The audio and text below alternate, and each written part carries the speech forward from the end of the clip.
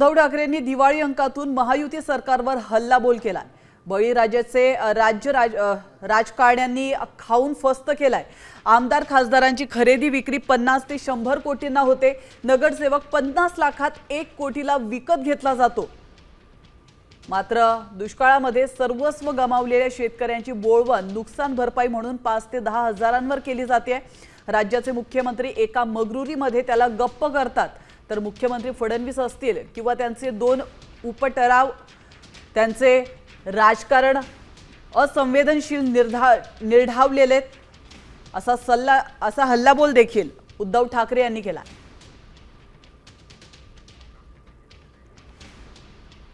तर आपण पाहतोय उद्धव ठाकरे यांनी दिवाळी अंकातूनच महायुती सरकारवर चांगलाच हल्लाबोल केलेला आहे। आपण पाहतोय संपूर्ण महाराष्ट्रामध्ये नुकसानग्रस्त शेतकरी हे त्रस्त झालेले आहेत आणि त्या पार्श्वभूमीवर उद्धव ठाकरे यांनी टोला लगावला।